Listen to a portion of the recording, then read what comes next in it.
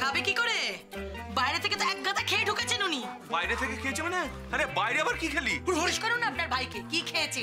দাদা, আমাদের সবাইকে যদি একবার বাইরে নিয়ে যেতে বলি তাও উনি যাবেন না, অথচ নিজে এক গাদা খেয়ে এসেছেন। দাঁড়া দাঁড়া, হ্যাঁ রে, বলছি বাইরে থেকে আবার কি খেয়েছিস রে? Chicken sandwich. হ্যাঁ, চিকেন স্যান্ডউইচ। বাবারে, মেয়োনিজ, অলিভ মাস্টার সস এখন বেরোচ্ছে। কি বলছিস বলতো? পাউরুটি তো তোর পেটে মোটে সহ্য হয় না, পয়সা দিয়ে স্যান্ডউইচ খেলি কেন? আরে কেন? তোমার ছেলের জন্য। ছেলে মানে? ঋষি বলেছিল তোমাকে?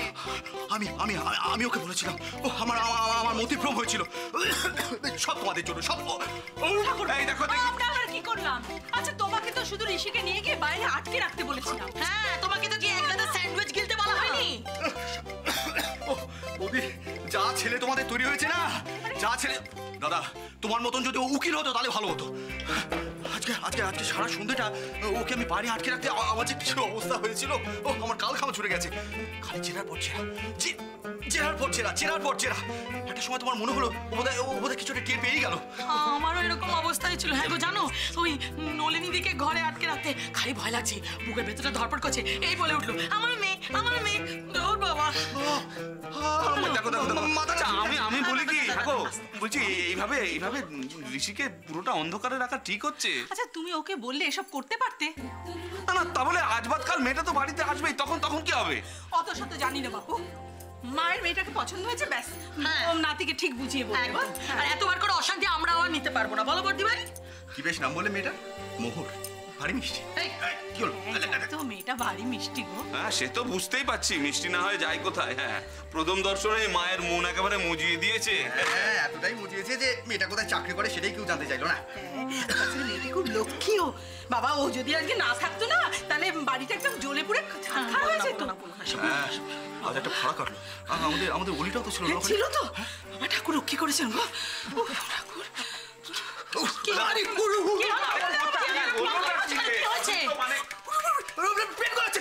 আরে এই তো বললে মাথা ব্যথা করছে, পেট কোথা এলো? পেট মাথা একসঙ্গে ঘোরাতে পারে না। কাকিমণি, কাকারের কি হয়েছে? আমি জানি না, তোমার কাকারকে কি জিজ্ঞেস করো, যাও জিজ্ঞেস করো। ও বুঝেছি, পেট ব্যথা হচ্ছে তো। তা হবেই তো, বললাম এত করে সসটা খেও না, চেটে খেলে এখন ভোগো। তুই আছিস শত নষ্ট করা। আমি কি করলাম? কাকার কফি শপ যাওয়ার প্ল্যানটা তোমার ছিল। সত্যি তো। আরে তুই কথাটা কম বলে কিছু ব্যবস্থা কর। আমি একটা সেট কিনতে দিয়েছিল, ওটা আমার কাছে আছে, এটা খেয়ে নাও। মা, এগুলো চল দাও তো। এনাও আস্তা পাতো। যাক বাবা, ওষুধটা কাজে লেগে গেল। একটা পয়সা দিয়ে কেনা হয়েছিল। এই ভাগ্যিস তোমার পেটে ব্যথা হলো, তাই পয়সাটা নষ্ট হলো না। ছোট কেন, আমি কি ভুল বললাম নাকি? আর কি চাই বলতো সন্তানের কাছ থেকে?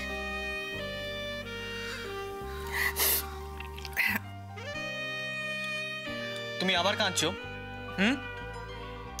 মা, তবে একদিকে ভালোই হলো, রোজ রাতে তোমার সিঁড়ি ভেঙে নিচে নামতে হবে না। তুমি কি ভেবেছো এই যে আমার ঘরে এসে রোজ রাতে আলো নেব আমি কিছু জানি না?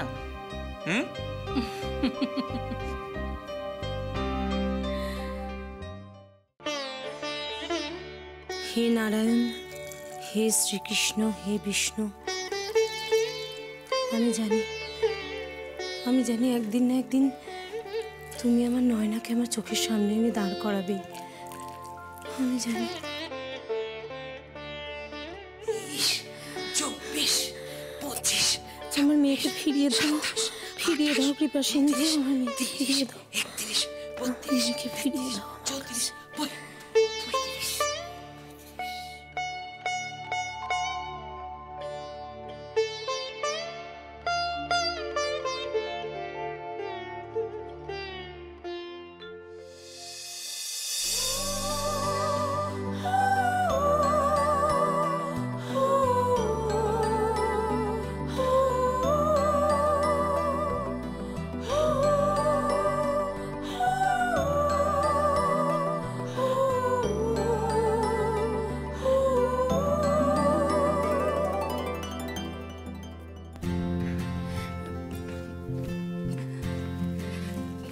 গুড মর্নিং, আমি মোহর।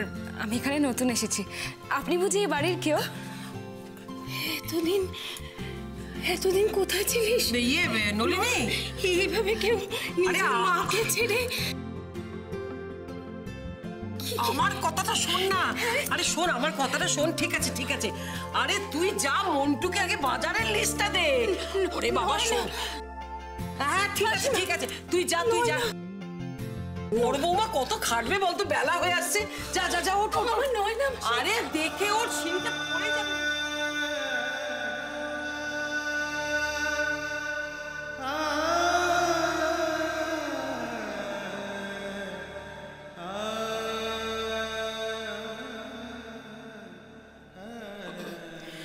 Good morning.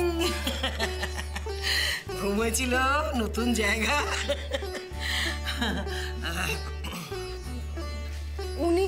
উনি কে? কে? ও নলিনী, ও তো মাসি। এই মাসি মানে বাড়ির বাচ্চারা সবাই ওকে মাসি বলে ডাকে। কিন্তু উনি এইভাবে কেন? আরে এই বাড়িতে যে কত মানুষ একসঙ্গে থাকে, তোমায় কি বলবো।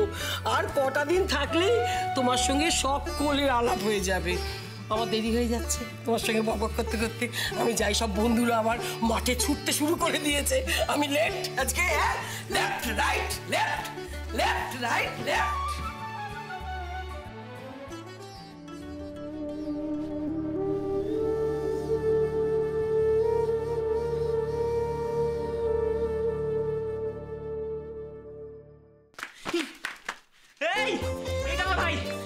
সব ইস্ত্রি করা জামা কাপড়গুলো কেন ফেলছিস আয়নাগুলি থেকে? কেন করছিস বাবা? কারণ আমি নিজের কিছুই খুঁজে পাচ্ছি না, তাই।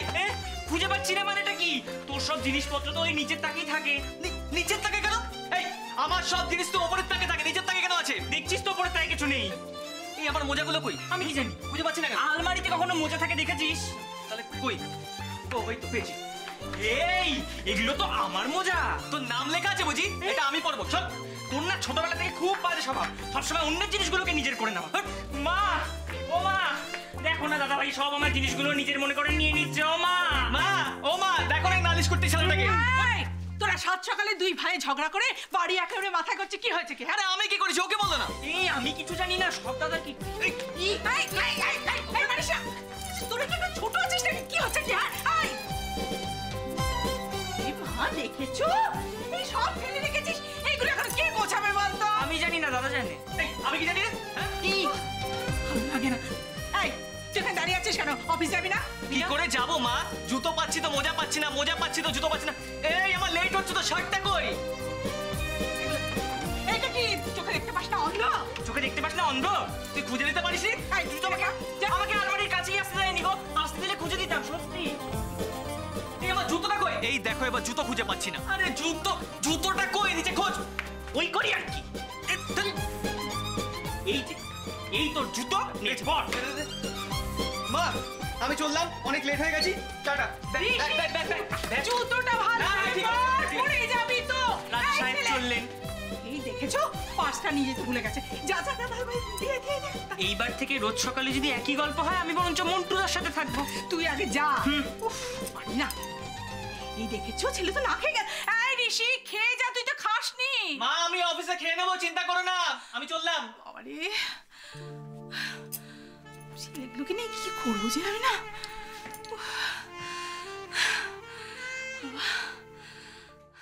এতে মাস দিন সবার নাম সবকিছু লেখা আছে। রোজ সকালে সবাই অফিসে এসে আগে খাতাটাতে সই করবে। অফিসে রোজ ঠিক সকাল 10টায় ঢুকতে হবে। 10টা থেকে যদি 1 মিনিটও দেরি হয় তাহলে লেট মার্ক করা হবে। সবার কাজ শেষ করার জন্য সবাইকে একটা ডেডলাইনও দেওয়া হবে। যদি ডেডলাইনের মধ্যে কাজ শেষ না করতে পারো, ডিসিপ্লিনারি অ্যাকশনও নেওয়া হবে। আগে থেকে ছুটি চাইলে আগে থেকে দরখাস্ত করতে হবে। Is that clear? Yes ma'am.